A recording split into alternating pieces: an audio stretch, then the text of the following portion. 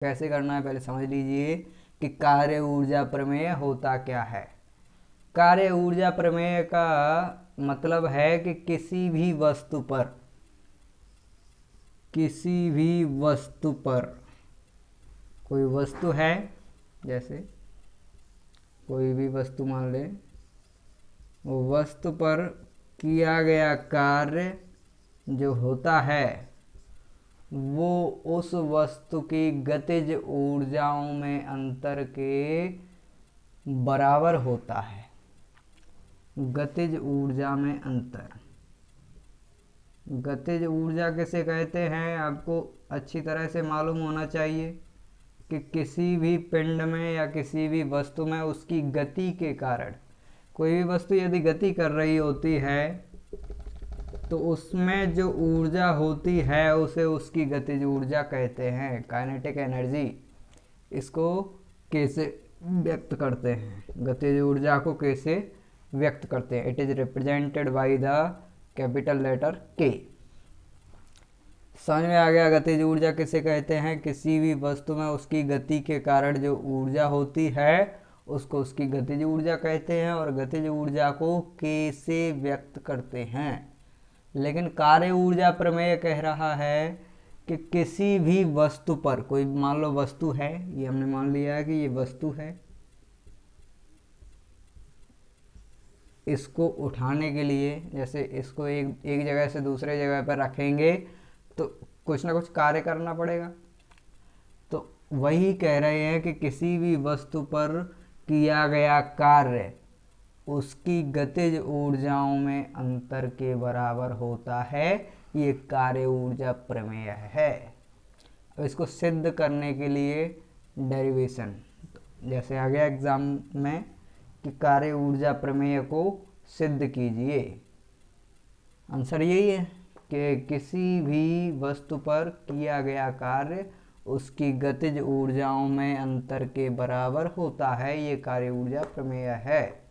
अब इसको सिद्ध कैसे करना है, ये प्रूव करना होगा, तो इसके लिए डेरिवेशन है। अब देखना,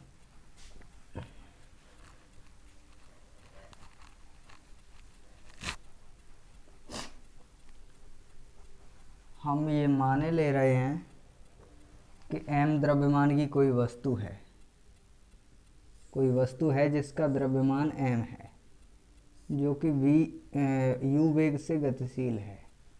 प्रारंभ में उसका वेग u है, जिस पे F बल लगाया, इधर की साइड लगेगा बल, है ना, इस पे हमने F बल लगा दिया, कहने का अर्थ है बल लगा दिया।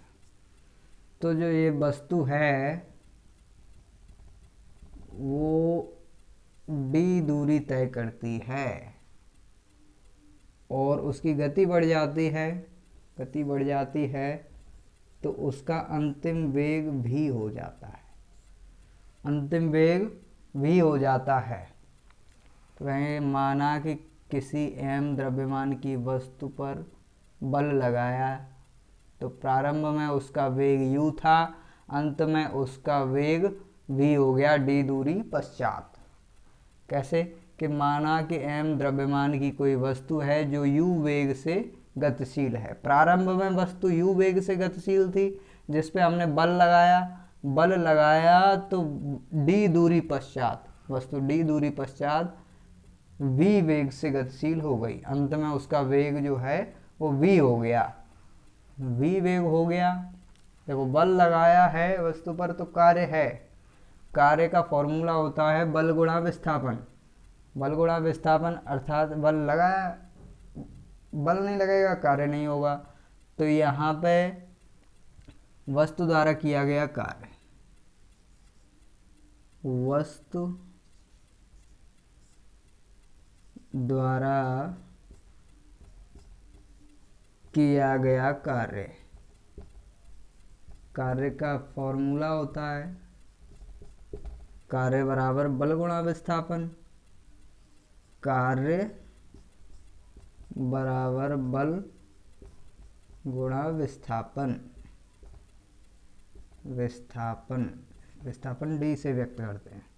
अब कार्य को w से व्यक्त करते हैं, इसलिए w बराबर बल को F से, F बल लगाया था, तो बल को F से व्यक्त करते हैं, F गुणा विस्थापन यानी D।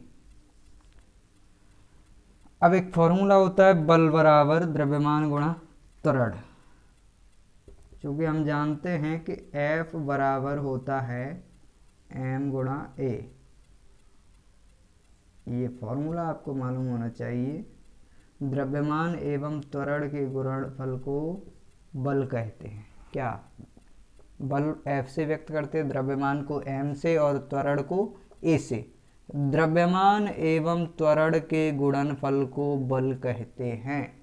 ये फॉर्मूला होता है F बराबर ma।